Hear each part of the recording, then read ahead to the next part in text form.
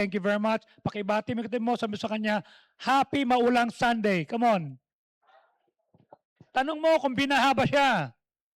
Okay, binaha ka ba? Amen. Di ba?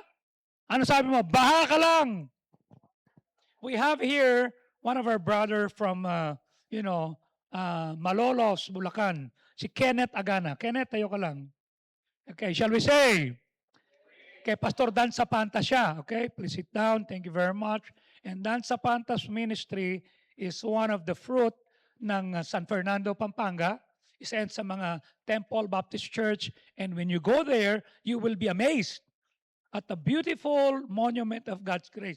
And it was one of their anniversary that I was speaking there. Sabi ko, yung panahon ni Pastor Mercado. Ngayon, kayo mga anak, ito mga bunga. Okay? Imagine at Malolos, Bulacan, may simbahang ganyan, at Baliwag, Bulacan, may ganyan, San Fernando, ganun din. Why? Because I want that everybody na meron tayo, we share it to others. Why? Walang iwanan. Walang gamitan. And I'm so thankful for that. My question to you this afternoon is this. What does it take to renew our walk with God? Ano ang kailangan nating gawin para makupanumbalik ka? Okay? Ano kailangan nating i-give up? Ano kailangan nating yakapin?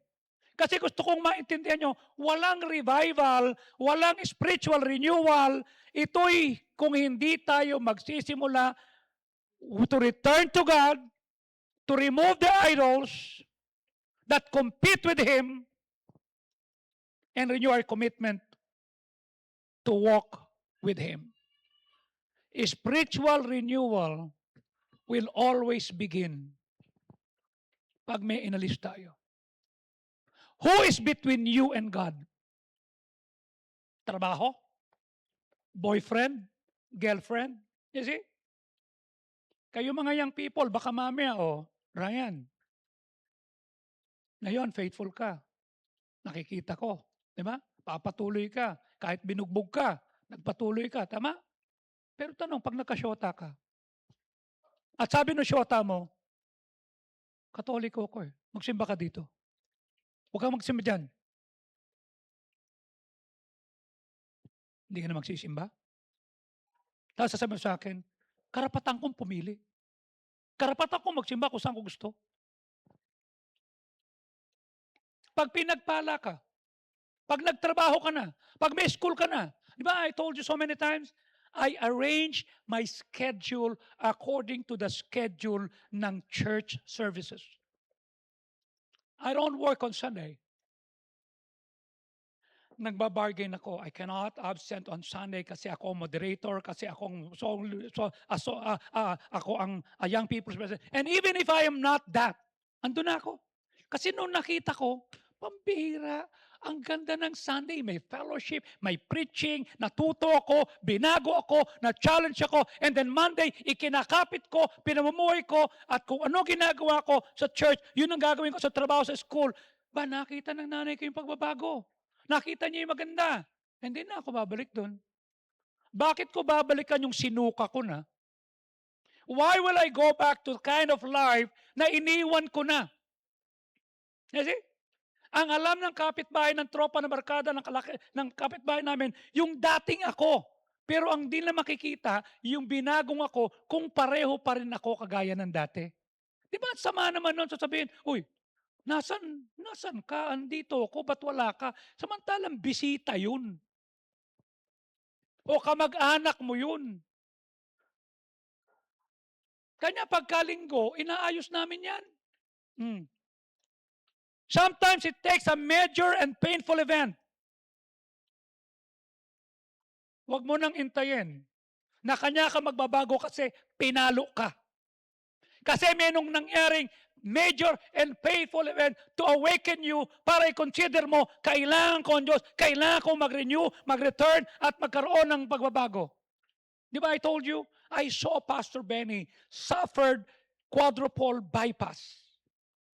Pumunta kami ni Pastor Butch. Nung makita ko, sabi ko, why are you all crying? Sabi niya, kasi kanina pa si Papa dyan hindi pa nakakalabas Do you want me to inquire? Sige po. Excuse me, We need an explanation here. Why is she at the recovery room?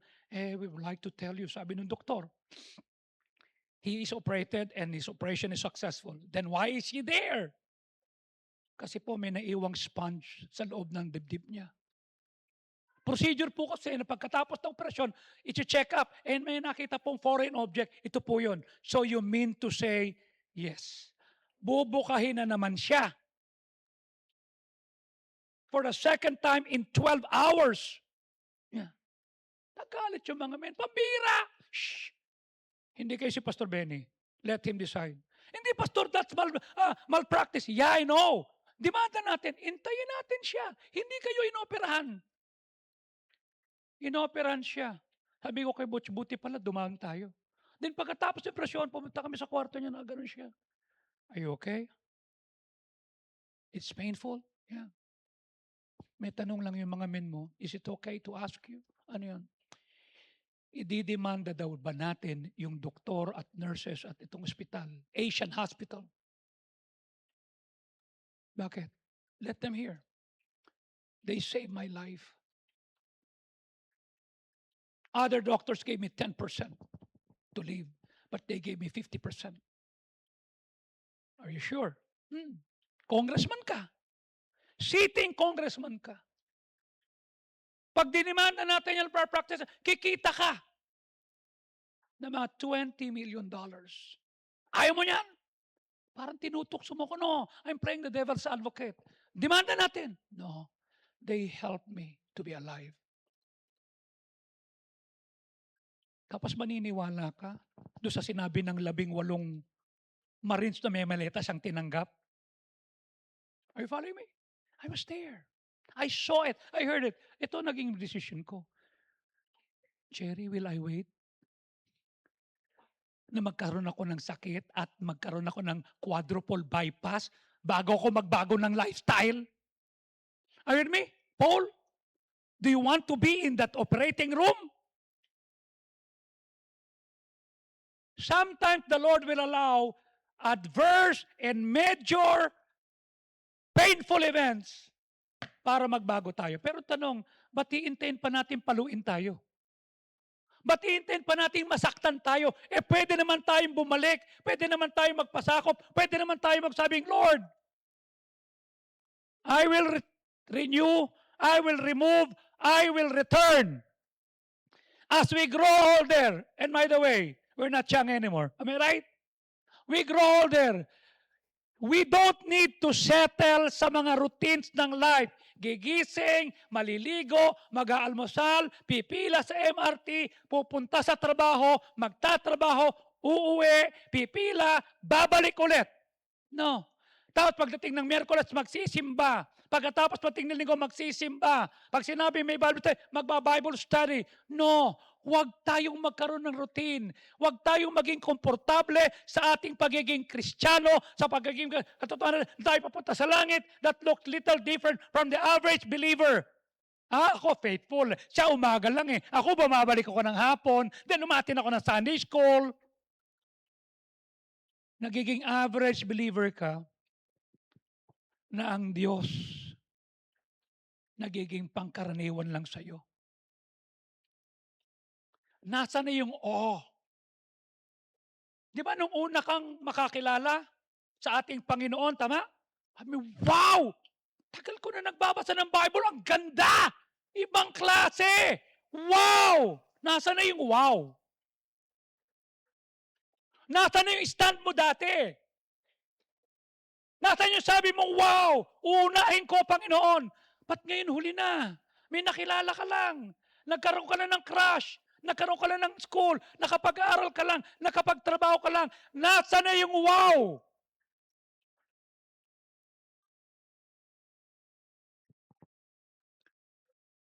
In God's mercy, God sometimes allows circumstances at even painful shockwaves para gisingin tayo, para bumalik tayo dun sa persona, sa Diyos na nagpala sa iyo.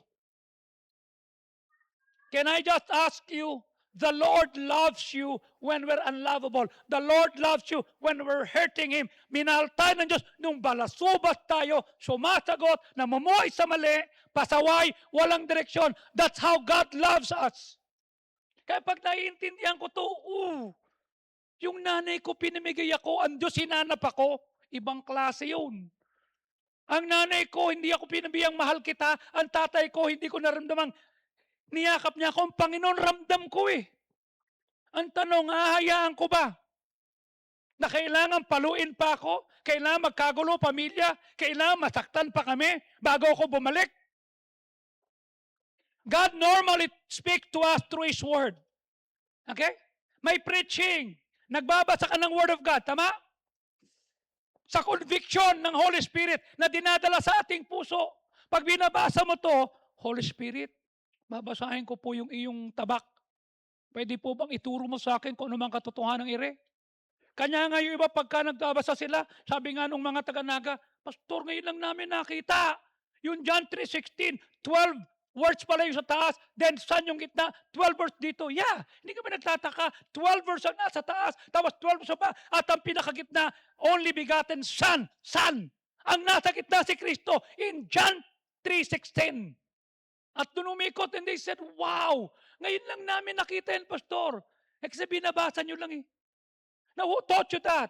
Pastor Fardo and Pastor Macido, they taught us to read the Word of God and ask, what can I excavate here? Anong ma-excavate? Anong makikita ko? Anong matututunan ko rito? I don't just read. Paano kaya apply ito sa buhay ko? Paano ako pag estudyante, pag bilang isang anak, bilang kuya, bilang mamamayan, bilang nagtatrabaho? And I thank God for that. Mag-uusap yan, nandito ko ngayon, nagbasa ka, meron kayong Bible study, meron pinadadalang devotion araw-araw. But when we refuse to listen, at ayaw makinig, ayaw mong i-apply, pasok dito, labas dyan, alam mo mang gagawin ng Diyos? Gagamit siya ng circumstansya. May mga aasar sa'yo. Mawawalan ka ng trabaho. May mambubuli sa'yo. May gagawa ng kwento laban sa'yo. Why? To get your attention. Shh, you need me. Kanya ito yan. Pag anak ka ng Diyos at lumayo ka, pinakamiserable ka. You know why? May Holy Spirit ka. May Word of God ka. Like a sword that breaketh the rock into pieces. May pastor ka. May mga kapatiran kang concern sa'yo. Magte-text, kamusta ka na? Ang tagal na kitang hindi nakikita. Ba't wala ka na? Anong option mo? Nagsisimba rin ako eh. Saan? Doon sa ibang church. Sa ibang church. Saan church? Doon sa lahat pwede. Hindi lahat pwede. We have to make a choice. How much easier it would be if we simply listen to God. In the first place, and said, Lord, ganda nun ah. Kapit ko to. God's love for us is so great. At yung desire niya is for our good. Para ikabubuti natin, ito'y napakalalim na pag ikaw ay naging bingi sa salita niya at ayaw mong tumugon, ayaw mong sumunod, ayaw mong i-apply, you know what will happen? He will mercifully knows how to get your attention. May gagalawin yan. Christian life is like a game of chess. Bakit tinira ng Panginoon yung pawn? Saan pupunta yan? Ba't ganito tinira niya? The Lord is moving. The Lord knows how to get your attention. Hindi ka pwedeng sumaya pag Kristiyano ka pag wala ka sa kalooban ng Diyos. Pag wala ka sa eklesiya, pag wala ka doon, you know, Pastor, maraming ipokrito sa simbahan. Totoo yan, maraming ipokrito. Maraming tao ang hindi dapat nakikinig, pero nakikinig. Maraming tao, mali relasyon, pero nagpapatuloy. Tama yan. Pero sa trabaho mo, marami rin yung mga ipokrito. Ba't nagpupunta ka doon? Sa palengke, daming ipokrito. Bakit nabili ka? Sa bahay nyo lang. Di ba? Ang tingin ng nanay mo sa iyo, oy, ay, kamusta ka na? Patambait mo na eh.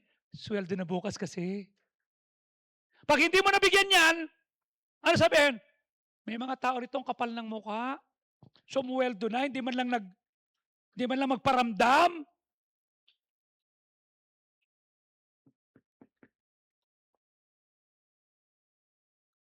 Tapos sa simbahan, natisod ka lang, bumitaw ka na. Can I just tell this to you? Jesus was offended to the first church. Imagine from that time on, many of his disciples walked no more with him. Imagine nung siya ay hinuli, nilapastangan, dinuraan, pinutungan ng koronang tinik, lahat ng disipulo niya umalis. Iniwan siya. Isa lang ang natira. Si John the Beloved. Namuhi ba siya? Hiniyay ba niya si Peter? Kapal ng mukha mo, Peter. 3 beses mo kung tinatwa. Sinabi sa iyo, uy, di ba katagos yung dito? Ay, di ko kilala yan. Who him? Di ba sinabi pa nga sa iyo? Yung boses mo, tsaka yung tono mo. Alam nila, taga Negros ka? Labo, tawa. Paano nyo lamang taga Negros ako? Di nyo naman alam? And then, pinagalitan si Peter? No. Peter was prepared by God to have a breakfast. Judas betrayed him. You know what he called Judas? Friend. Binenta. He was hurt. Mas matindi yung hurt niya kesa sa'yo. Siya may ambag sa lahat. Siya gumawa ng milagro. Siya nagpakan. Siya gumawa. Pero iniwan siya sa ere. Ikaw isang tao lang nakagalit sa'yo. Hindi ka na bumalik sa Sunday school. Hindi ka na bumalik sa Lightbearer. Hindi ka na umattend sa Achievers. Hindi ka na bumalik sa Kingsmen kasi na-offend ka. Wala ka sa district mo kasi na-offend ka. Hello? Ganong kababaw? Yung pag-ibig mo sa Diyos. You don't know what I feel when the people that I love and I serve turn their back on me. I cannot blame them. Why? I'm wrong, they're right. But I tame my tongue not to say anything and showed kindness to them. Bakit? The Lord allowed hard, difficult circumstances. Hindi ko sila pwedeng sumbatan. Hindi ko sila pwedeng awayin. Hindi ko sila pwedeng asarin. Bakit? I need to learn what God allows in my life. But when we persistently refuse to listen, ayaw mong makinig, ayaw mong i-apply, gagamitin niyo yung problema. Gagamitin niyo yung baha. Gagamitin niyo isang lalaking malupit o isang babaeng malupit o isang kamag-anak na gagawin ko magsisinungaling ka. He will use that to confront us ng seriousness ng ating spiritual condition. Kanya dapat alerto ka. Kanya pag may nangyaring hindi maganda, hindi tanong, Lord, why me? Lord, why me? Ang tanong, Lord, what are you teaching me? Ano tinuturo mo sa akin? Why did you allow this, Lord? I'm listening. Why? What are you teaching me? Ano tinuturo mo? I was telling Mark Smith, you know what, sometime in 2014, I was in the most difficult situation of my life. I never fight back. It was the time that I wrote my daily devotion that I sent every day. That's why from August 2014 up to now, 145 months, consistently, I send devotion that I learn, I write. Then I pass it and not realizing that a lot of people were going through that. You see? May nanonood sa atin, asawa ng pastor, nag-aaway sila. Sabi ko sa ano, stay there. Stay. Just stay there. Hindi po siya faithful, hindi siya tapat. Stay. What have you learned to the pains that God has allowed? You see? Padadalan tayo ng problema. Hindi para pabigatin tayo, but to call our attention. Ang tanong, hahayaan mo bang magkaroon pa ng tragedy? Ng mapait at masakit na sitwasyon para bumalik tayo? Now listen, I want you to understand, God is not the author of evil. Na. is not the author of evil. We know who is the author of evil. Tama? Satan is the author of evil. Ang diablo. Ang gusto niya, gumawa ka ng mali. Okay? Ang gusto niya, mapahama ka. Ang gusto niya, yung tao will make sinful choices na magdadala ng devastating consequences. Okay? Sabi ni Pastor, ni Mrs. Loida Moral, yung asawa ni Carlos Moral, yung pastor na pinalitan ni Pastor Jerome, sabi niya, Pastor, I'm asking God, bakit? Walang bisyo yung asawa ko. Wala siyang, pero nagkaroon siya ng cancer sa lungs. Tapos yung nakita ko yung kamag-anak namin, lasenggo, nagsisigarilyo, buhay pa! Ba't ganon? I don't have an answer for that. Sometimes God allows that for us to see life is unfair. Di ba? Makakita ka matanda na nagsisigarilyo, matanda na laging laseng, buhay pa. Tama? Samantalang ikaw, wala ka ng bisyo, isinuko mo na, tapos nagkaroon ka pa ng liver problem, hindi liver lover, liver problem. Nagkaroon ka pa ng problema sa kidney. Nahirapan ka pa. Gusto ng diablo, gumawa ka ng maling desisyon. Mag-scatter ka. Gusto niya na magkaroon ka ng iPhone 17. Tapos sasali ka sa casino. Pumila ka pa. Uy, iPhone, libre. Ay, casino pala to. Pero nanalo naman ako. Ilalay over ko na lang yung hand ko.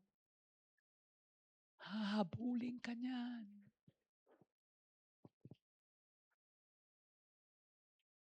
He wants us to have wrong choices na may devastating consequences. Gusto niya masira ka. Gusto niya ituro mo yung kamay mo. Panginoon, ano ka ba? Yet God in His sovereignty, sa kanyang pagiging sovereign, meaning He can and He will, may allow difficult circumstances na pumunta sa ating buhay.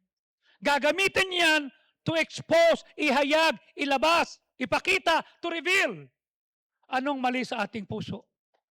Para magising ang konsensya mo, malayo na pala ako sa Diyos.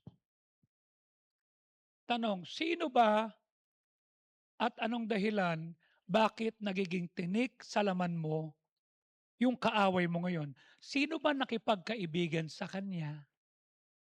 Sino ba nagyaya dyan? Tama? Sino ba ang, hi, kamusta ka na? Di ba tayo?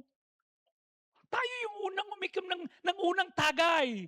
Tayo yung unang humitit. Ngayon meron kang problema sa lung, may problema ka sa liver, may problema ka sa lusugan mo. Oh Lord, parusa ba to? Hindi parusa. Consequences yan. He wants us to go back to Himself. Kung minsan, the very problems that we experience, consequences to ng ating pagtanggi na sumunod sa Word of God. Your mom and your dad is working hard para pag-aralin ka. Anong ginawa mo? Nakipag-shota ka. Nakipagmabutihan ka. O pag-aataw mo naman, sikuhin naman siya ngayon. Okay? Pinag-aaral ka, meron kang project, tapos makikita, nandoon ka, kumakain ka sa McDonald's, and then you're saying, ay, what do you want? Ay, ito eh. Tapos yung pangbili mo ng project, tapos ano nangyari? Bagsak ka, hindi ka makapasok. Eh kung yun nga titulado, tapos, okay? Walang makuhang trabaho. Tama? Tapos pasang awa ka. Ba't wala akong makuhang trabaho? Di ba I told you, I came to the point that I asked God, Lord, what course will I get that I will not look for a job, but my job will look for me? Will seek me. Anong ginawa ko? Di inuna ko, Panginoon. I put Him first. Then naranasan namin ni Preacher Rene, hindi kami naghanap ng trabaho. Kami hinanap ng trabaho. Hanggang nung graduate in 85, we're already employed. Pwede pala yun. You see? Last Saturday, I was telling Jeff, oh, nasama ka ba? Hindi eh. Kasi I still have some interview. Why? He's now being groomed as a senior manager sa Oracle. Sabi niya, Dad, may meeting. Well, it's natural kasi nasa upper level ka na. Hindi ka na nasa pinakamabang echelon at bracket ng tao. Iba na yan. Okay? Inahoy. Kasi ang tawag yan, immersion. Sinasanay ka na. Okay? A lot of meetings. Imagine, last whole week, 30,000 ang inalis sa kumpanya nila. 30,000? Then yan, ipopromote ka. Then sabi niya, Dad, the first month of my salary or whatever, I'm gonna give it to God because it is something. Well, it's up to you. Alam mo asawa mo? Yeah. Alam mo ni Bron? Yeah. Good. Honor God. Pero, sabi nga ni Spider-Man, with great power is great responsibility. Gusto mo ng power? Gusto mo ng pera? May responsibility yan. Tama? Kailangan galingan mo. We're so busy, we're so hardworking sa trabaho, sa business, sa school. Pero lazy ka pagdating sa Word of God. Hindi mo ma-apply. Lazy ka pagdating sa tsimbahan. Lazy ka sa soul winning. Lazy ka pagdating sa ibang mga bagay. Ang sipag mo sa trabaho, ang sipag mo sa school, tapos bagsak ka rin naman. Tapos sa simbahan, lazy ka. Kung paano masipag ka sa iba, dapat masipagan mo sa gawin. Bakit? Kasi sa mundo, hindi ka kikilan. May papalitan ka sa Panginoon. God will remember your work of faith, your labor of love, and everything. Nung last week, sabi ko, Malu, darating si Pastor Froy. Yeah. In fact, they told me the problem. Sabi ko, I really need to talk to him. Kasi isipin mo may church siya, may property, ganito. Matatapos yung kanyang kontrata sa property. Magre-renew siya. Sabi na may-ari ng kontrata, may bumili. Kung gusto mo sa'yo yan, may building na lahat. Tapatan mo akong 75 million.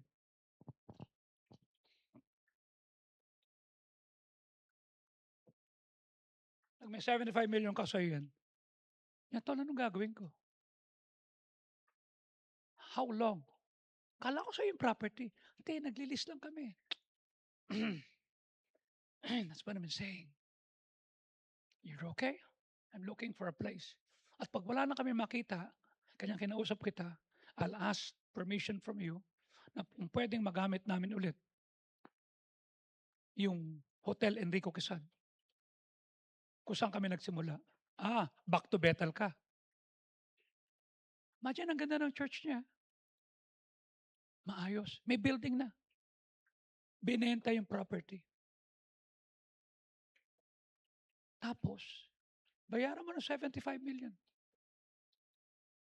1,000 square meters. Ano siya? 75. Sabi ni Mark Smith, that's my problem. I'm looking for a way. Let's pray. Anyway, I'm here. I'll pray for you. Nag-serve ka. Nag-soul winning ka. May conference. Tapos yung other side of the person will give you that. Are you me? Pag gano'n nangyari sa'yo, makakangiti ka pa? Makakatawa ka pa?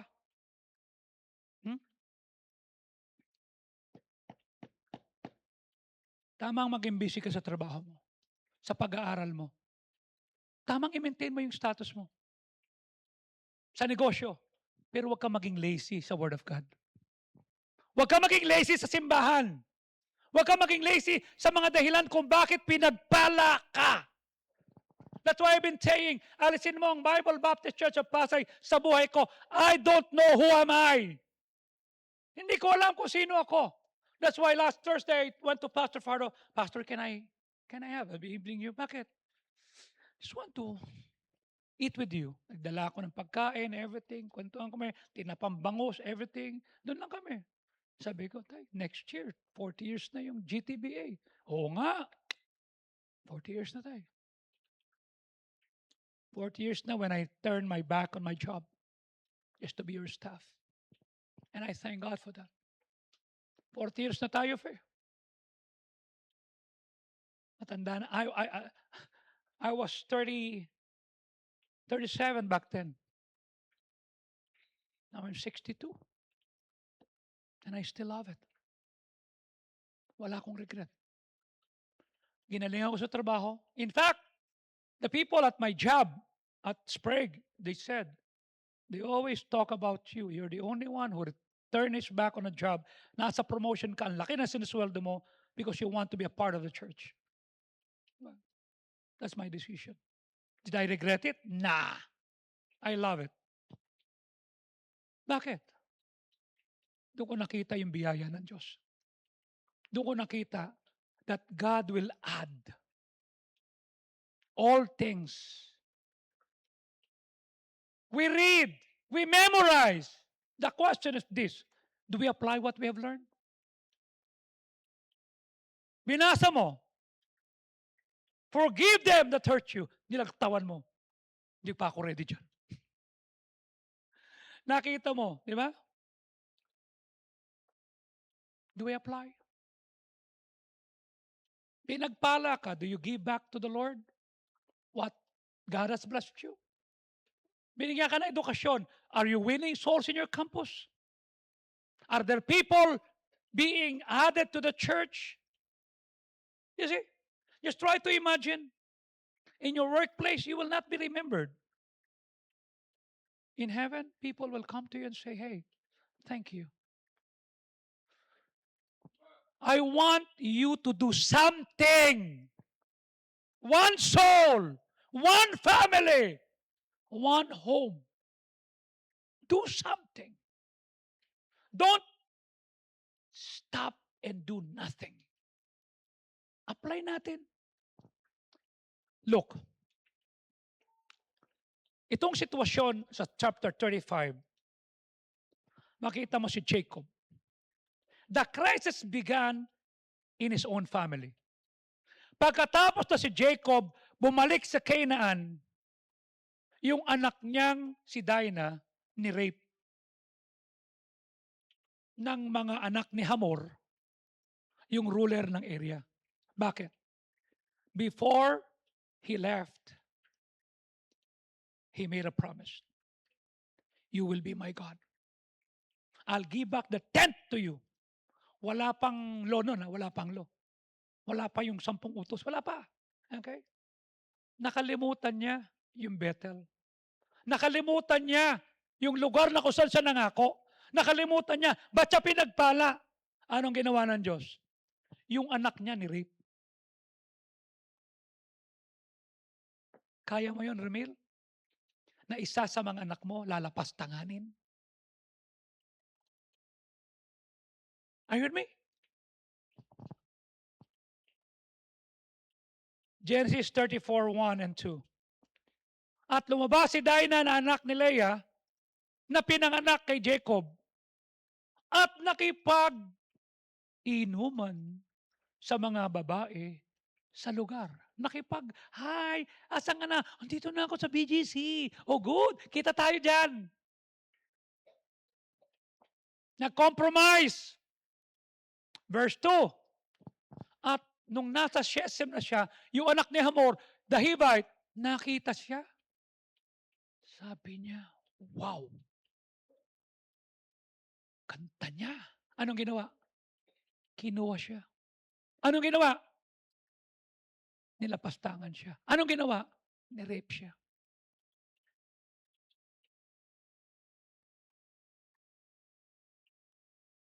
What if Shacey will be seen by Shamor and took her? What if Ayesa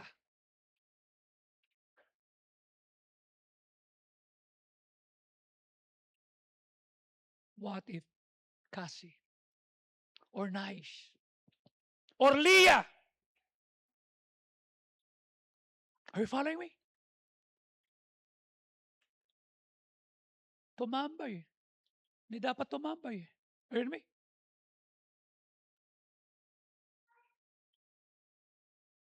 Dikiding-ding-dong. Nagustuhan siya. Ni-rape na. Ano nangyari? Nagalit yung mga kapatid. Tragic thing, a chain of deception, anger, revenge, violence, murder. Bakit?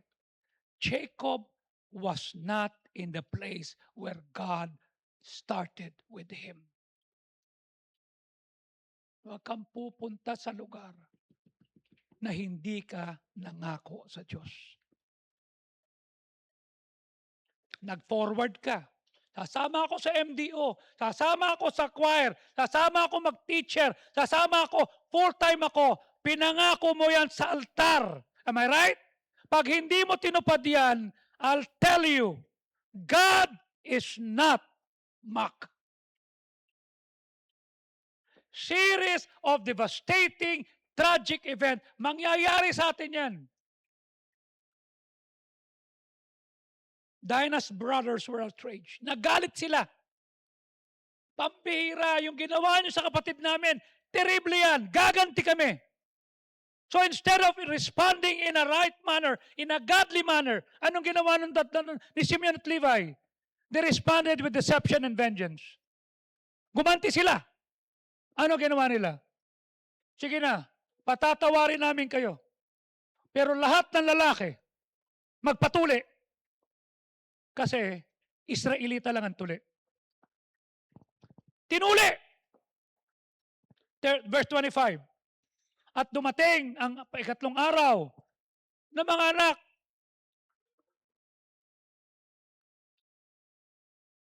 Ni Simeon, ng Samsar. Namamagana kasi tinuli, tama? Hindi naman pinakain ng dahon ng bayabas. Remember that? Hindi gumuya. Naalala niyo yun? Yung mga tinuli, di ba? Ano na? Nguyain mo to. O dura mo. Nalunok ko na po. Di ba? Ako hindi ko naranasan yan. Bakit? Kasi on the 8th day ng aking kapanganakan, after 8 days, tinuli na ako. Hindi ko naranasan yun.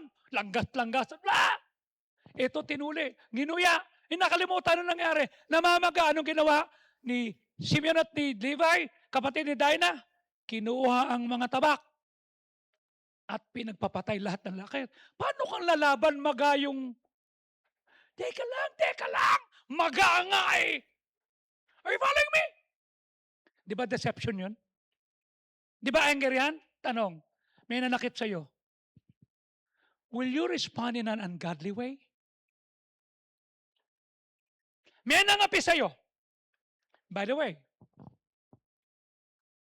Joker said, I have many scars in my life. But the scars that I have did not came from people I don't know. It came from the people I love and I know. Hindi ka pwedeng saktan ng kapitbahay mo. Ang makakapanakit sa iyo, kamag-anak mo, mahal mo sa buhay, yung minahal mo, yung binigyan mo ng lahat, tapos ganun ang gagawin. They saw what Dinah experienced. So instead of submitting to God, Lord, ikaw ang magtanggol sa akin, gumanti, may deception. Tinuli, nung namagana, kasi hindi nilanggas. Are you with me? Hindi makaganti. Pinagpapatay. Ano nangyari? Verse 26. At pinatay si Hamor at Shechem, na anak sa edge of the sword, at kinuha si Dinah sa bahay ni Shechem. Okay? Verse number 26. Verse 26. They slew Hamor. Mali. 25 pa rin yan eh. Okay? Kinuha si Dinah. Pinatay. Yung sitwasyon lumala. Lumabas na sila. Ni-rape si Dinah. Yung mga anak niya pumatay. Kung ikaw ang tatay, anong gagawin mo? Are you with me? Paano pag umuwi si Jaden at si Ezekiel? Pa, ma, ginanti ko yung pinsan ko eh. Kinatay ko sila. What if Katie will say, Daddy, no? Narinig ko, binato si mama. Si nona. Inupakan ko.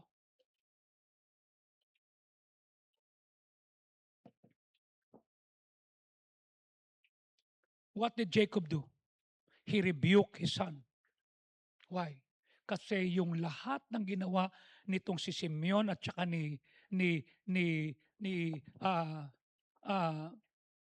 nung kapatid niya si Levi, mapupahamak sila. Ano sabi sa verse 30? And Jacob said to Simeon and Levi, you troubled me. Ginulo niyo ako. At yung baho ng ginawa niyong mali,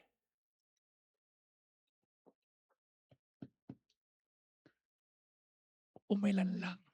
Naamoy ng lahat. Nalaman ng Canaanites, ng Perizzites, kakaunti na lang tayo. Paano natin sila labanan? Papatayin ako, I shall be destroyed, I and my house. Hindi mo nakita, isang anak mo lang ang nagkamali, buo kayo dinimanda. Right? Isipin mo kung anak ka ni Marcoleta. Isipin mo anak ka ni Saldico. Isipin mo anak ka ni Romualdez. Are you following me?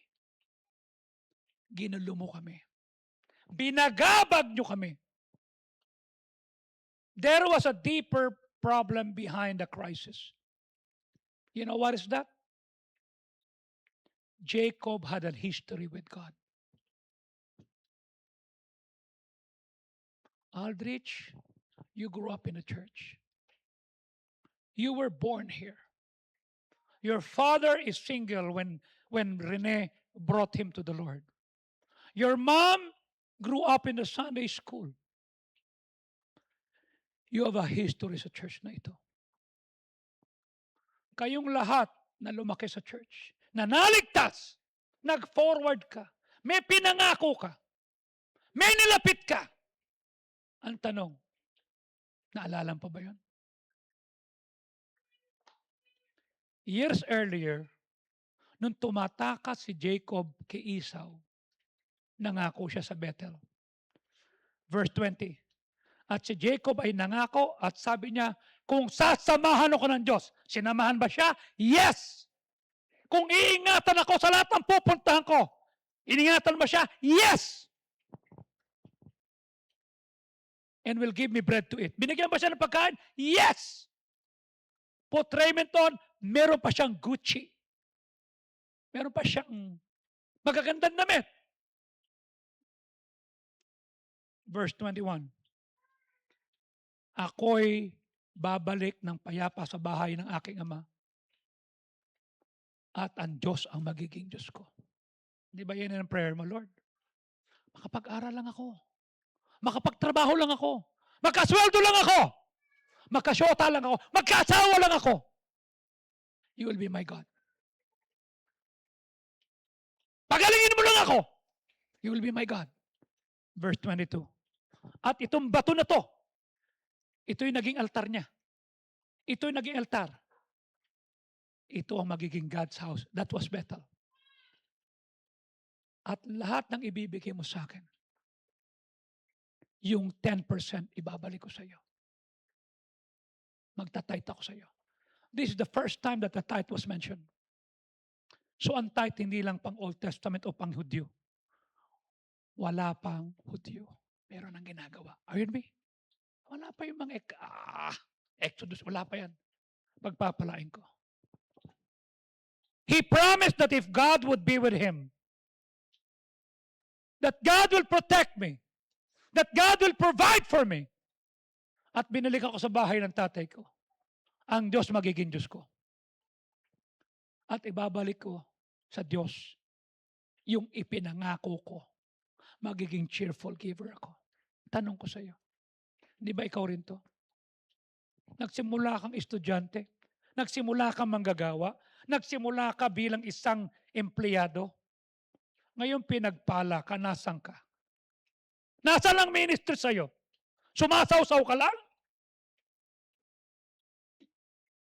Tapos pag nasita ka, offended ka? Sino ba nangako? Di ba ikaw? Sino ba nag-forward? Pinilit ba kita? Tinutukan ba kita?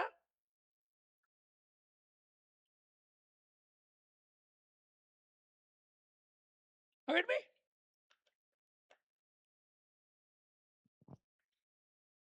Did I force you? No, not. I did not.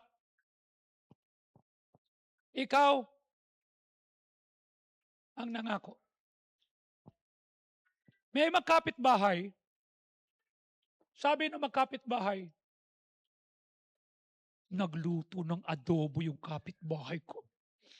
Ang bango! Mamaya, may adobo na naman ako dyan. May adobo ako dyan, alam ko yan. Kasi kilala ko yung kapitbahay ko na yan eh. Inaalagaan ako lagi. Aba, naka-isang oras na wala pa yung adobo? Ba't kaya wala pa? Hapon na wala pa yung adobo? Ba, nagpunta siya sa kapitbahay niya.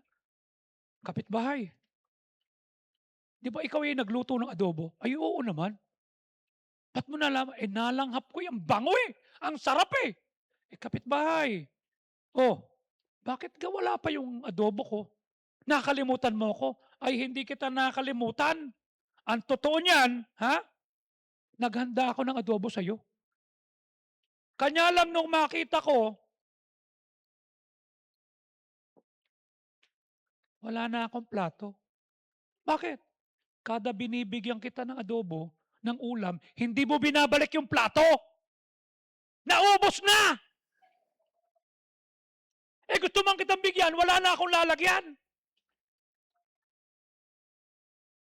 Kapatid, ang daming ibinuhos ng Diyos na blessing sa atin. Nakuha mo ba siyang pasalamatan? Nakuha mo bang ibalik sa Kanya yung plato? Nakuha bang ibalik sa Kanya yung sinaglagyang Tupperware? Nakuha bang sabihin, Lord, salamat po. Marunong ba tayong magsauli sa Diyos ng pinaglagyan ng pagpapala natin? Samantalang natagpuan tayo, nagre-review ka dyan, Chito, sa gabi.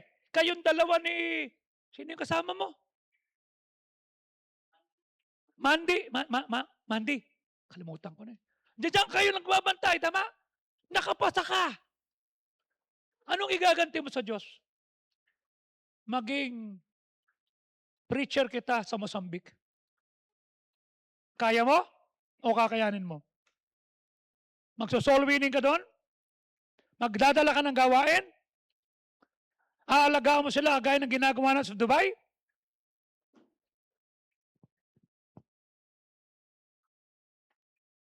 Yung ating pasasalamat ay parang pagsasauli ng plato.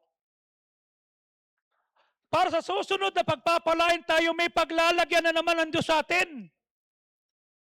Bagamat ang Diyos ay kaiba doon sa kapitbahay nung kamag-anak ng isang babae. Kasi ang Diyos hindi naubusan ng plato. Amen? Hindi siya naubusan. Hindi natin kayang bilangin yung pagpapalang binibigay sa atin. Hindi ito material lang. Okay?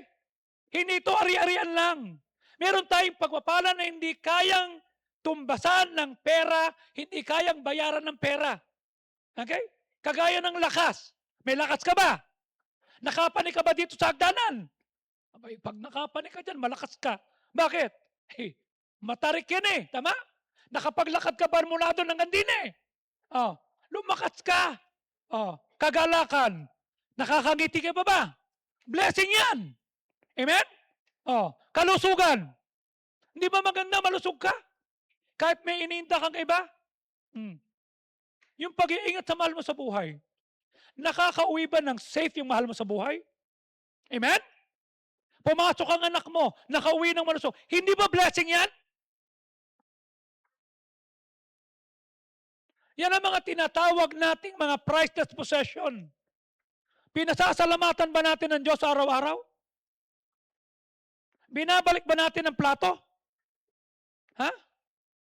Sinasabi ba natin, Lord, ito po yung pinagigyan mo ng adobo. Binabalik ko po. Kasi nangako po ako. Okay? Nangako ako at sinabi ko, ibabalik ko ito sa iyo. Okay? At dahil ibabalik ko, gusto kong maintindihan mo, Pastor, na totoo ako sa pangako ko. You see? At gusto kong maintindihan mo na hindi ko iiwanan yung pinangako ko.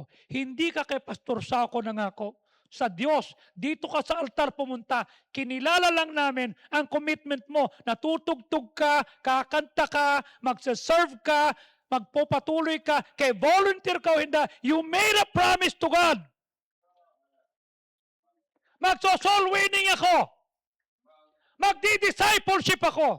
May aalagaan akong kaluluwa. Kamusta na pinangako mo sa Diyos? Na pag pinagpala mo ako,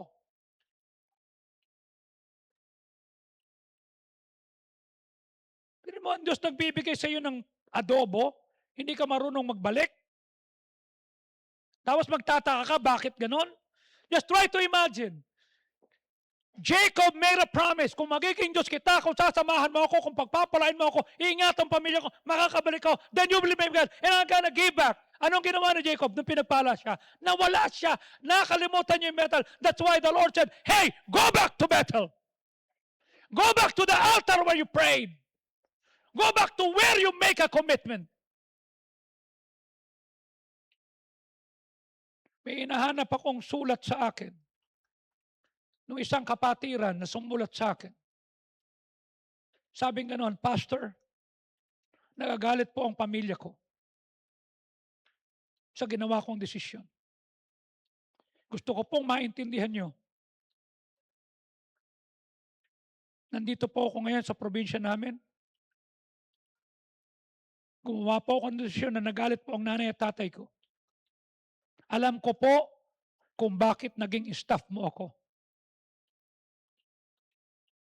Alam ko po ano ang priority ko.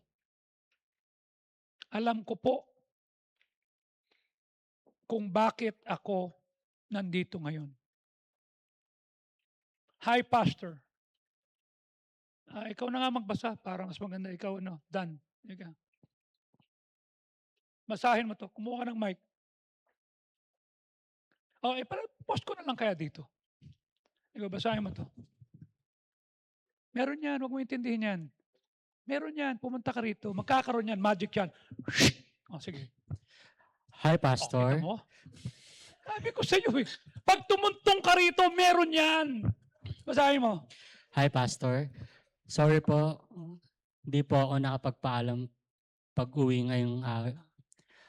Ayaw ko po kasing maging huling paalam ko na yung knowing na malaki ang chance ko. Teka, konyo ka magsalita eh.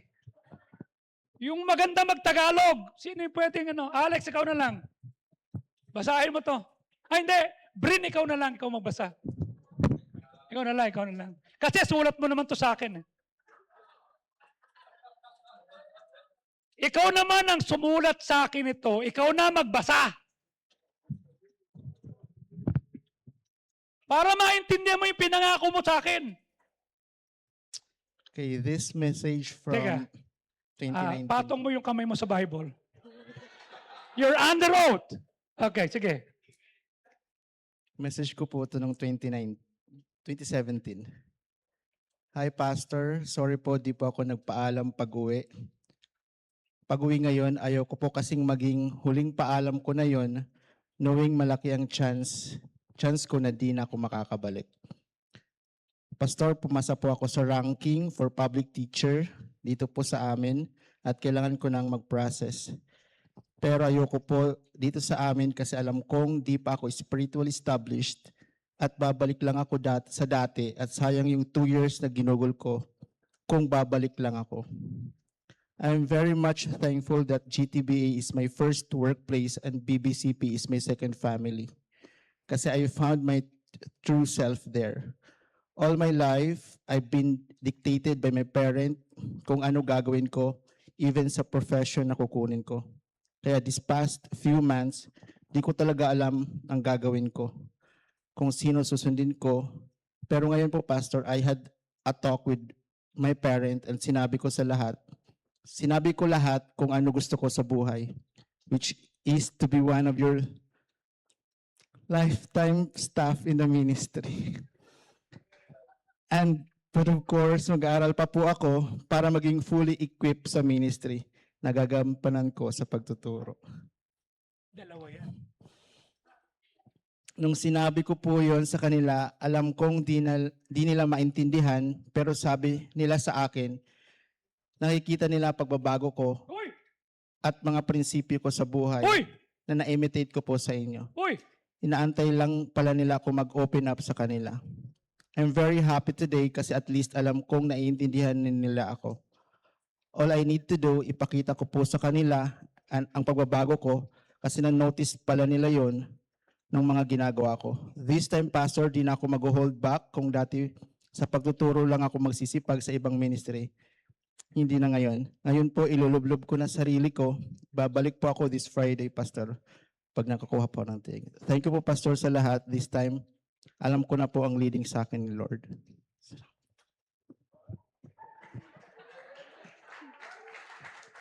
Are you under oath? Will I cite you in contempt? Please sit down. 2017. May, he made a promise.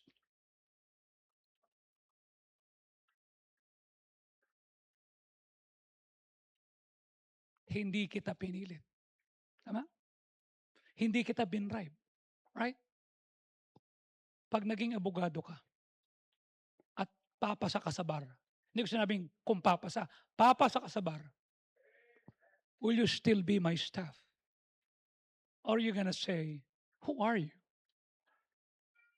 Who is this uneducated pastor? I'm a part of nature. I just want to remind you that you have your Bethel, your altar, that you made a promise to God. Ang tawag dyan, resibo. Ang tawag dyan, hindi maleta. Resibo. God kept His part. God had protected Jacob the same way He protected us. Amen? God had provided for Jacob. God had provided to us also. Tama? Nag-provide din siya. God had brought Jacob back to Canaan. God hath blessed Jacob abundantly. Hindi ba ito rin ang kasaysayan mo? Pinrotektahan ka, binigyan ka ng trabaho, nagugulat ka na lang, uy, naka-duty pala ako, akala ko tanggal na ako. Ayun me! Kamusta yung pangako mo? Kamusta yung finorward mo dito? Kantsaw lang ang katapat? Kasi walang tumulong sa'yo? Kasi walang nag-invest? Kasi may taong salbahe, sa tingin mo'y salbahe na nambuli sa'yo, sa tingin mo salbahe, tingin din naman na sa'yo salbahe kay, pareho lang eh. Jacob had not fully followed through on his commitment. The Lord blessed people who are consistent with their promise. I am not the most talented. I am not. I cannot play saxophone or violin or any musical instrument. I cannot sing the way you sing. I am so aghast when I see you singing, doing things. I cannot be you, but I can be me. Ito na nga lang ako, hindi pa ako magiging consistent sa prayer life ko. Hindi pa ako magiging consistent sa commitment ko sa Diyos. Maraming tao pag nangako, pagka ikaw ay nangako, dudura ka sa taas, babagsak sa mukha mo, babalik sa iyo yan. Wag. Hindi nagbibiro ang Diyos. Imagine he had experienced God's goodness. Pero sa relationship sa Diyos, naging compromised. Bakit? Secondary na lang ang Diyos eh. Gusto niya, meron siyang may ganun siya. Ano nangyari? Yung anak na si Dinah ni-rape. Ano nangyari? Yung kanyang anak na si Simeon at si Levi, pumatay ng dugas, ng budol. Pinagkaguluhan sila. Gagantihan natin to, kakaunti lang yan. Kalit lang yan eh. You know what? He had allowed his household and himself na ma-entangled, maitali, maging makamundo. Hindi ba sabi na pa nun sa Romans 12:2? Be not conformed to this world, but be transformed by the renewing of your mind. You should not look like the world, talk like the world, and live like the world. You are a Baptist! Kanya nga tuwan-tuwa ko sa inyo nung binasa ko nung Wednesday, di ba? Ano sabi ni Rachel sa nanay niya? Baptist tayo, ma. Hindi pwede yan. And God has answered her prayer. God performed a miracle. Her being a saved and a child of God and a member of the church comes first. No, I'm gonna stand with this. Gumawa ang Diyos ng paraan. Pinayagan ng PhilHealth lahat.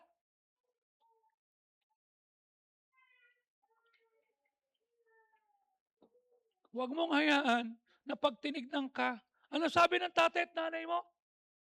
Ayaw sana namin pero nakita namin pagbabago sa iyo, tama? Bakit? Kasi dati iba ka eh. Ngayon, demure. Ngayon, maayos ka na. Tanong ko, nakikita ba ng tatay at nanay na markada ng tropa na malapit sa iyo yung pagbabago mo?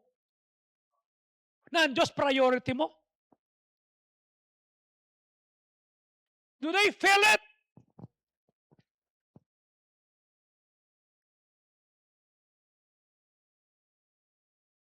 Bakit?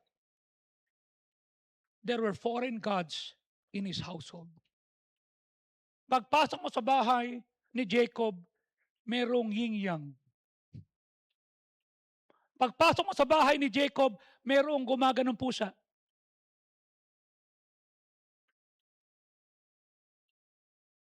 Nagpapungsoy pa. Sabi ng isa, pambira tol, nagpapungsoy ako. Wala akong makitang ano eh. Hindi tayo naniniwala dyan. Kanya-kanya lang tol, nagpapungsoy ako, kanya lang wala akong makitang in-check. Eh nagpungsoy sa amin, Bombay. Ano nangyari? Yung blessing ko hulugan.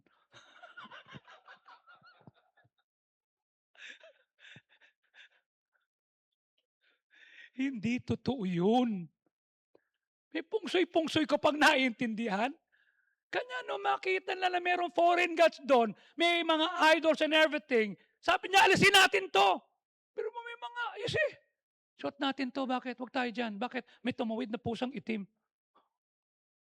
Pusang itim? Kamote ka? Baliktarin natin ang t-shirt natin. Bakit? Naliligaw tayo. Mag-waste ka! Yung mga na-late kanina, isang hilera. Oh, taga-dago. Opo, Pastor, we have not met, but I heard you, I saw you, you're at BMA Chronicles. We are watching you every Monday, and then we love you, and it's my joy. Dito kami sa sa Sofitel, sa dito, magandang yung magandang hotel diyan. Sa Marriott po kami nakatira. Kasi itong tatlo kasama namin to, ganito, ganyan. Eh, akala ko kasi, Pastor, pinin namin to eh. Nagpaikot-ikot kami. No, it's a Bible Baptist Church. Nakita nila, kala ko 10:30 ang simula.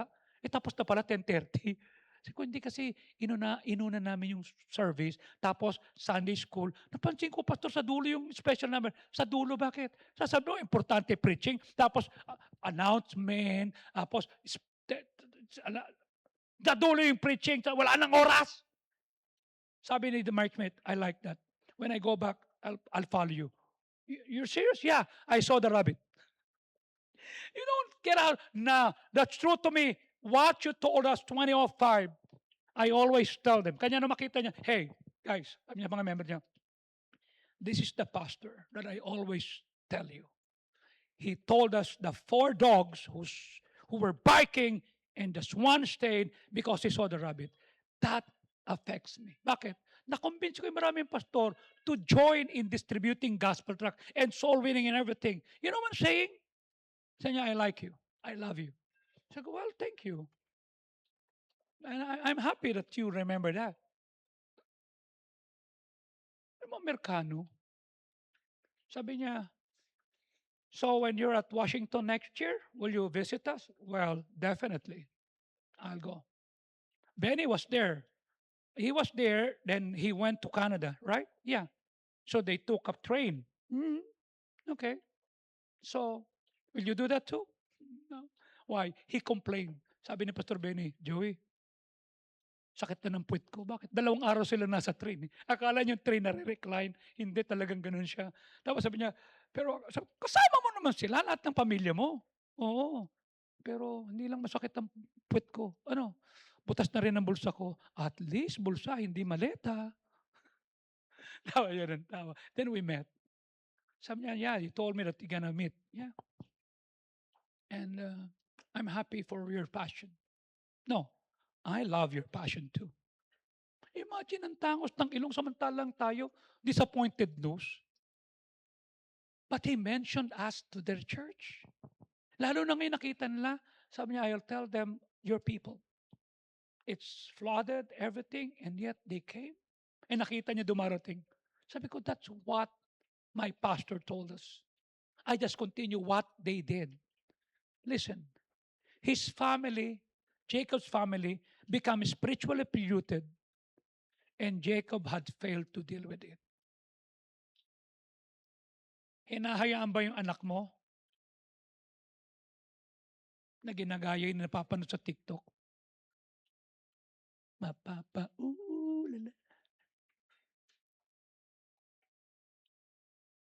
Ding-ding-ding-dong. Parang nice, ha? No, you're not dancing, right? Are you dancing? That's what I like, but nice. She's not dancing, right? You're not doing that, no? No? You're not doing that?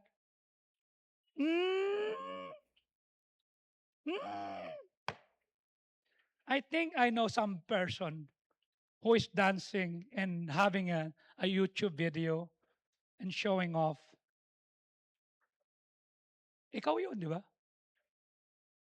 Pag nakita kita ulit, do you want me to tell your name? Yeah, you, Daniel.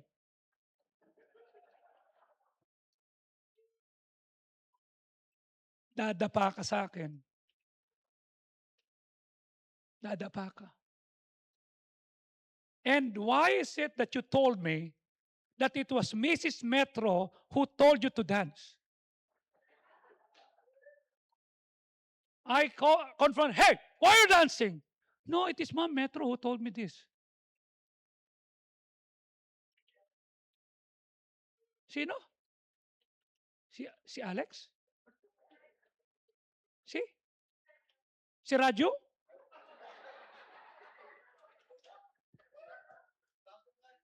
Anong alam ni Raju dyan? Ikaw ang tinuturo eh. It was Ma'am Metro because every time Ma'am Metro is going around in the year before, he said, hey, do you have any concern about the son? Oh yeah, you go there. Huh? You go there. Nilaglag ka, sinasabi ko sa iyo. Umayos ka, akala ko, kanta-kanta lang yun pala. No, it's not true. Jacob had began to think that his success was the result of his own ability. His hard work, his intelligence, his determination, his resourcefulness. Di ba yun din ang isip mo? Ako nag-apply eh. Ako nag-promote eh. Ako gumaling eh. Ako gumawa niyan eh. Kanya nakalimutan niya ng Diyos. Nakalimutan niya nangako siya that if God will be with me, if God will bring me safe, if God will bless me, then He will be my God. Listen, you don't reach this far by yourself. You don't reach this far kasi magaling ka. You reach this far because God's grace and mercy prevail. Ang dami ng pwedeng mangwasak sa'yo. Ba't buhay ka pa rin? Tama? Ang dami nang nagtanim ng maghiwalay kayo, mag-away kayo, ba't kayo pa rin? Ba't hindi ka kumakain ng sopas because the love leaves you so fast? Bakit? Because God. But the crisis in his family exposed the truth. Anong pinakita ng crisis? Listen, and I need this, you need this, we need this. Jacob needed God. His family needed God. And they needed to return to God. Can you read it? Come on. All the ladies.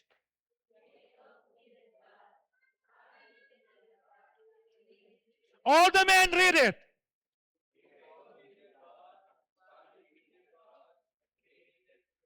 Let's make it more personal. Okay? Make it more personal. Personal pronoun. Okay? Okay, ready? Read. I needed God, my family needed God, and we need to return to God. Do you need God? Your family need God? Then we go back to God. We need to renew our commitment to God. It is difficult to call others to repentance kung tayo mismo pabaya sa ating lakad sa Diyos. How can I tell others to get back if I am not back? How can I tell others to win soul if I am not winning soul? How can I tell others na mag-disciple ka kung ako hindi nagdi-disciple? How can I tell others that we need to give back our offering if I am not giving back my offering? Ayan. Mga member ni Pastor Larry, kayo mag-asawa. Remember 2017 when I first came to your church, right? Your building is not like that, right? Your auditorium is not like that, tama? It was simple, tama? Pew, old-fashioned. Ngayon mga kapatid, yung altar nila, mas maganda pa sa atin eh. Yung ganito nila,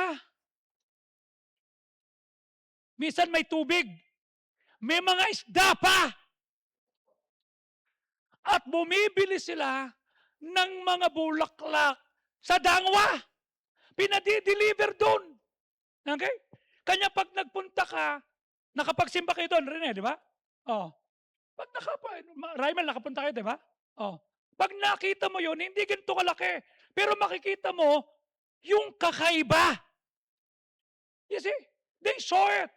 They have all the reason to be offended at me. Because the first time I met Pastor Larry, he said, "Can I invite you to church? To preach on my church?" Ay, tumayo ka. Hindi, galing ka ng Glorieta, upo ka. Sabi niya, mga 1 year from now. What? 1 year? Hindi naman sinabing anak pala siya ng pastor. Okay. Then umaten sila rito. Umaten ng service, umaga, lahat sila nagpakuha ng picture. Hindi ko pinakain. Nakalimutan ko, daming tao eh. Then mamayang konti, nagpipreach si Pastor Larry doon sa Bugo. Hindi ikaw kasama ko noon. Kasama ko si Pastor Larry. Tsaka nagsalita si Pastor Larry. Alam mo, I have all the reason to be offended at Pastor Sauco. I approached him and asked him if he can preach to our church. And then sinabi mo, 1 year? 1 year? Then all of a sudden, pumating kami sa church, hindi kami pinakain. Umuwi kami ng gutom. Pero ba't ko siya in-invite? He's the only guy that can teach us what others cannot teach. And sinabi ko sa kanya last week, Tol, I have an incident. I have a situation. I need your help. Why?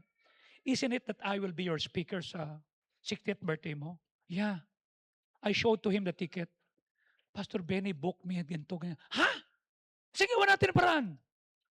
Okay lang sa'yo na medyo slice natin. Ganito gawin natin. Okay? Thursday na nga ako pupunta, pero dapat maghapon ng Sunday.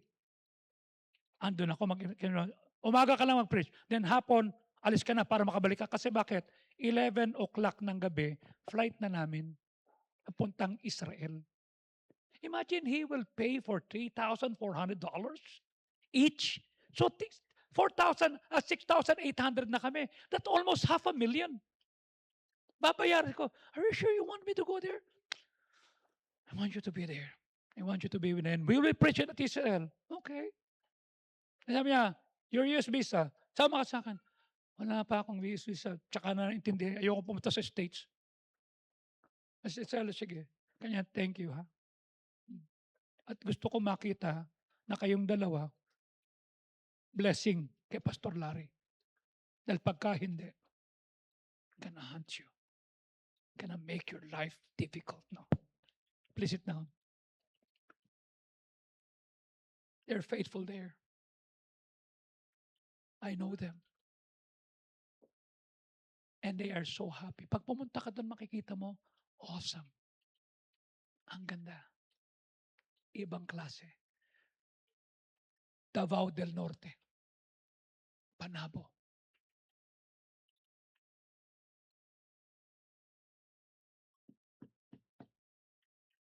How can you call others to repent if we are not repenting?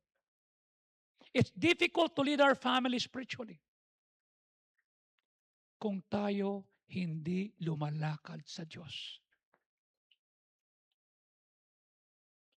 Paano mo sasabihin God is priority? Wala ka ng Sunday school. Wala ka pag Miyerkules. Wala kapag Sunday morning. Pupunta ka lang kapag convenient ka. Kanya kanina hanga ako sa maraming member natin na si Nanay Loretta, galing Bacoor yun eh. Tama? Isipin mo sumakay siya ng bus para pumunta rito. Ito namang si Eva, Evasco, medyo tumaas ang nabasa. Alam mo naman kasing may edad ka na, nagpapabasa ka pa, feeling mo 16 ka eh. Nabasa ng ulan, ayun, inubo. Oh, nagkasakit. Pastor, mami, ang gabi na napapalik. I feel okay na. Sabi ko, ingat kayo, hindi na tayo bata. Pero yung mga bisita na pagka Sunday, with me, andyan lagi yun. After 8, nagdadala ng bisita. Ayun me. It's difficult to confront the idols in our lives when we have tolerated idols in our own household. Ano pinapahintulutan mong mga idol sa buhay mo, sa bahay mo? Ano dahilan ba't hindi ka nakakapagbasa ng Bible? Netflix? Prime? YouTube?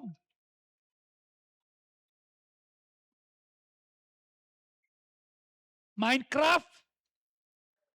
Roblox? O yung crush mo na fina-follow mo sa social media? The tragedy at Shechem forced Jacob to recognize the seriousness ng kanyang spiritual condition at condition ng family. Hindi lang siya, kasama family niya. Bakit? Ni-rape yung anak mo, yung dalawang anak mo, murderer. Sakit sa ulo yan.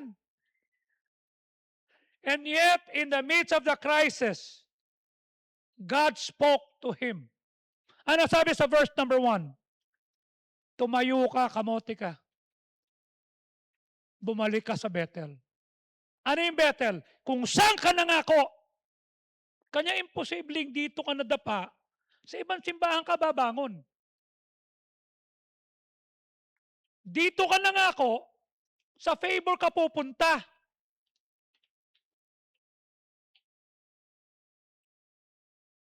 Haharapin ko lahat ang problema dito. Titiisin ko pagbabati ko sa amat. Mali ako eh. Tama? Dito ako nadapa. Dito ako pinalo. Dito ako tatayo. Dito ko itatama mali ko. Titiisin ko lahat. Bumalik ka. Ano sabi ng Diyos? Gumawa ka ng altar. Gumawa ka ng altar. Isang dambana na mapakita na ikaw nga ay tumakas mula sa harap ng kapatid mong si Esau na kapatid mo. God was calling Jacob to go back to the place where the relationship had begun. And sabi ni Jacob, is this the place we use to pray? Is this the place? Dito ka nadapa, sa iba ka tatayo. Kasi tolerated? No. We don't tolerate. Wrong is wrong, right is right. We magnify right, we grieve to the wrong.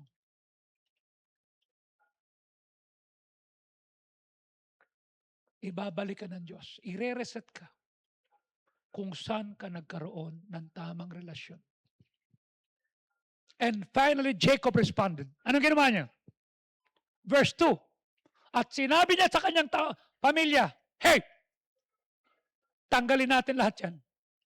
Lahat ng mga maling pananaw, lahat ng mga maling pakikitungo, lahat ng mga maling priorities natin, we put away and let us be clean at palitan natin ang ating suot. Hindi pwedeng save ka tapos nakabuyang-yang yung dibdib mo, babae ka.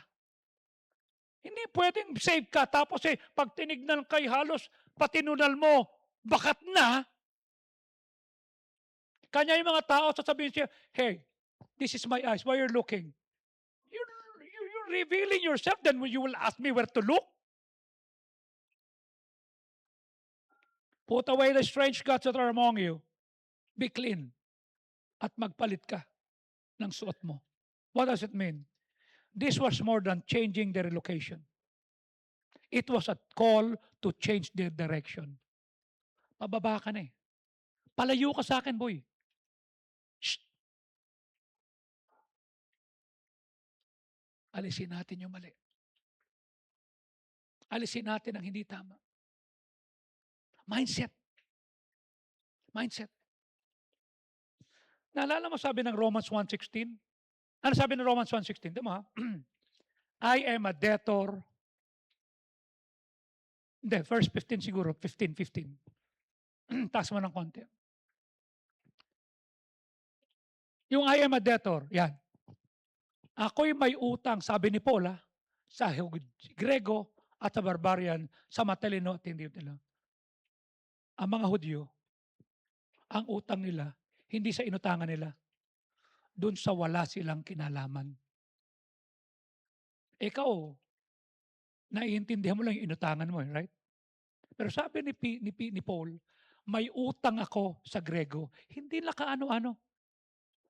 Hindi lang kaano-ano, pero sa may utang ako. What does it mean? Kailangan ko silang mawin sa Panginoon. Hindi ko na payang bayaran yung nagdala sa akin. May utang ako sa mga Hudyo. Tanong ko sa iyo, hindi ba nangako ka na mag-aakay ka ng kaluluwa? Na magte-train ka para maging trainer ka? Tanong ko sa iyo, Ire, are you still passionate about one soul?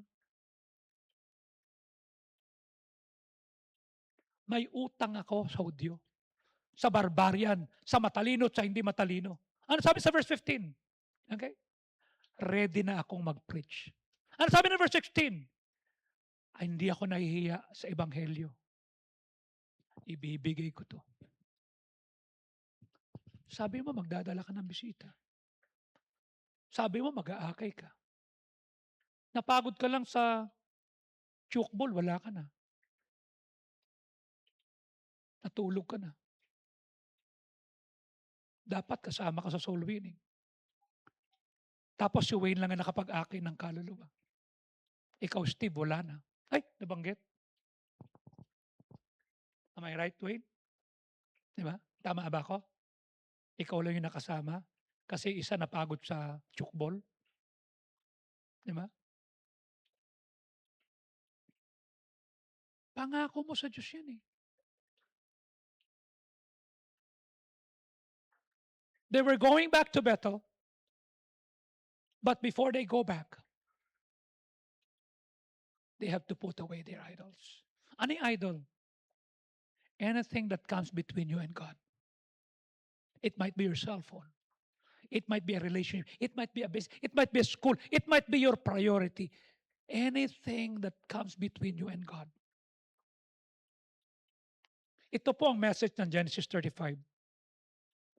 Renewal requires returning. Returning requires repentance. Repentance requires removing the idols na kumuha ng lugar ng Diyos sa buhay natin. Ano kumuha at sino ang kumuha ng lugar ng Diyos sa iyo? Bakit hindi ka na nagpipray? Bakit hindi ka na nagsosoloy? Bakit wala ka na sa Ba't wala ka na sa group meeting? Ano ang dahilan? Galit, puot, ngit-ngit, inggit? What? What caused you to remove God at may ilalagay kang iba? The question for us today is not simply, am I going to church? It's not simply, am I serving God? The deeper question is this, is there anything in my life that has taken God's rightful place in my heart? Hindi yung tanong, nagsaserve ba ako? Am I worshiping God? No! Meron bang pumalit sa puso ko sa Diyos? Di ba kinakanta natin? Oh, Marisa, correct mo ako ha. Nang una mong makilala, okay? Ang Panginoong dakila, mainit ang pag-ibig mo, maapoy ang pagsinta. Ano sumunod dun? Ano sumunod dun? Sa pagdaan ng panahon. Tapos, mamaya kantahin nga, ihanda niyo yung kanta na yan. Kantahin natin, ha? Okay? Ferry, tulungan mo ako. Uy! Bakit bigla kang nanlamig? Ano? Kantahin mo nga dito. Kantahin mo, halika na! Halika rito! Kantahin mo nga! Dito! Tumugtog. Sino tutugtog? Kantahin mo. Hindi, ikaw. O, di do it ni Alex.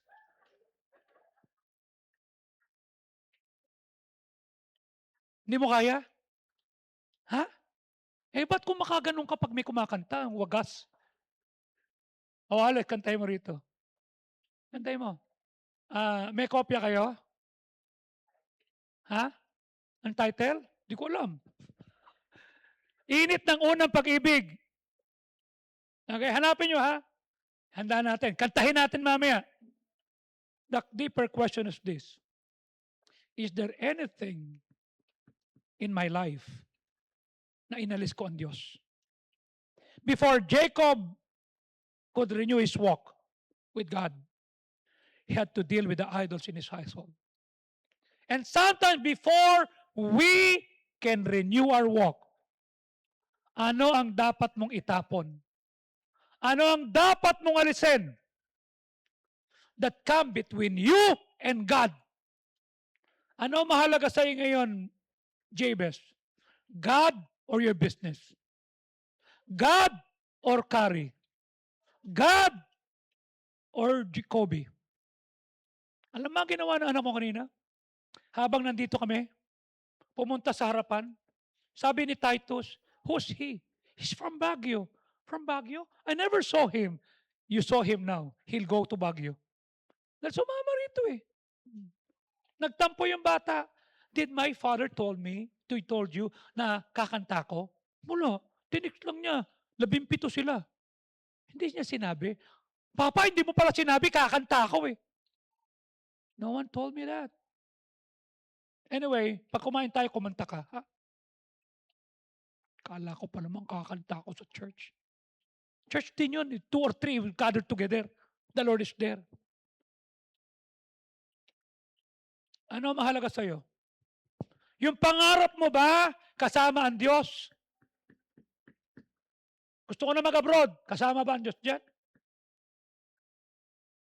Basta, magpapaligaw ako at manliligaw ako, doon ako sasaya. Kasama ba ang Diyos?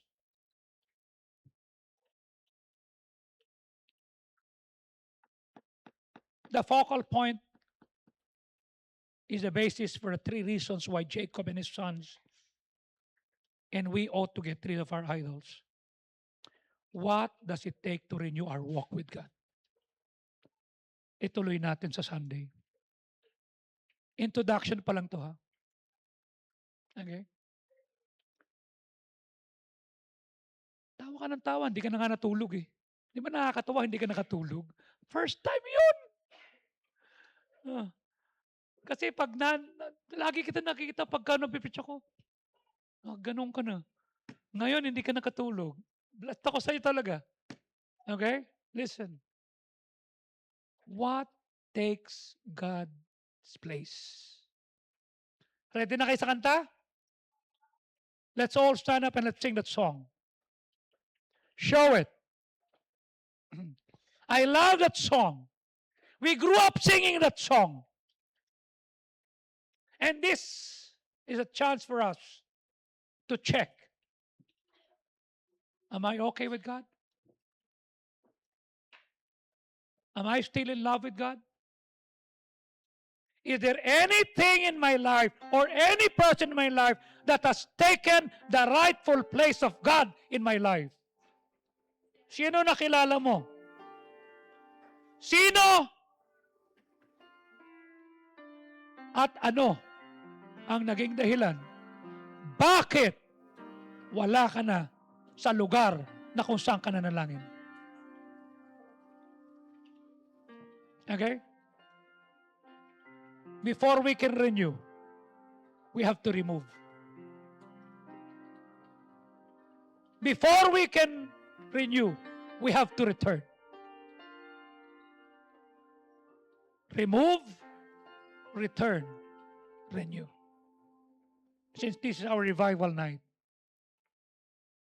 I'll continue preaching this until we finish. Next Sunday, I want to see you. Return, renew, remove. That is what we need. Are you ready? Game. Show it. The song, the lyrics. Dito ka na, Alex, sa gilid. Okay? Yan.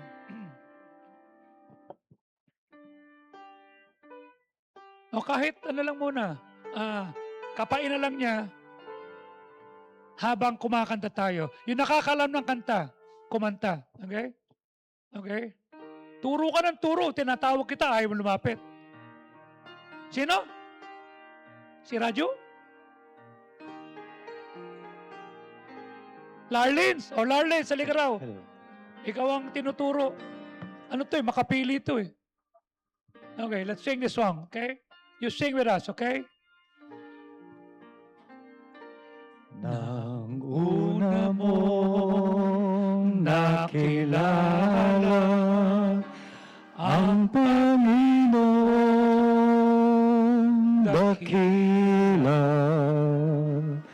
mainit ang pag-ibig mo, maapoy ang pagsinta. Sa pagdaan ng panahon, ang bigla kang nalamig. Sukat mo bang tinalikdan ang landas mong maligaya? Init ng unang pag-ibig, sa pagsubok ay ng lamig, sa wakso ng sanlibutan, unti-unti kang nadaig. Si Kristo'y namatay, sa'yo'y umibig ng buong tamis. Almo't iyong ipinako sa bagong krus ng daigdig. Do you know that? Ang Una mong karanasan, init ng pag-ibig, bakit di mo balikan nang di ka lalong malamig? Alamin mo ang dahilan, ika'y dapat maligalig, manalangin ng taimtim, sa salita niya'y mananalig. Come on! Ningas ng unang pag-ibig, Kung nais mo mabubuhay sa Panginoon ka humingi ng patnubay. Humingi ka. ka ng biyaya, Ikaw nagturo nito eh. magpasakop ng lubusan. Ito ang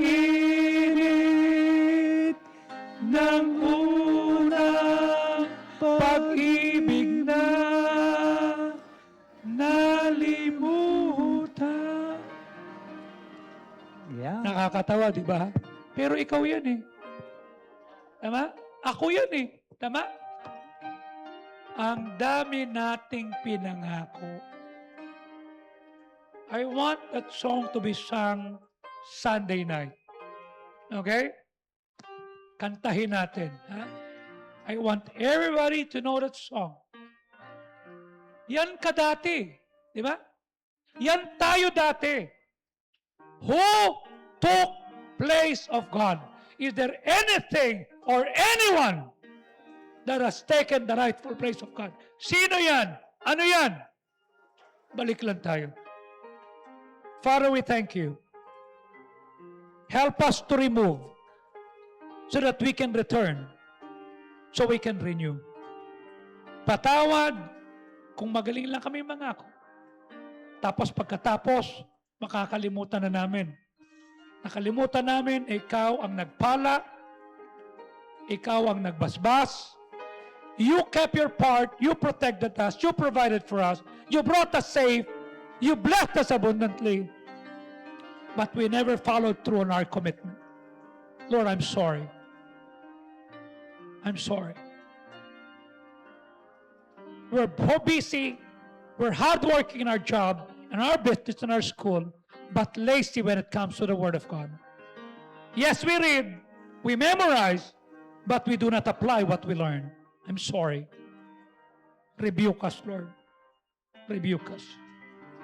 While heads are bowed, eyes are closed, will you come at the altar and say, Lord, I want to remove so I can return. I can renew. Will you come at the altar now? God bless you.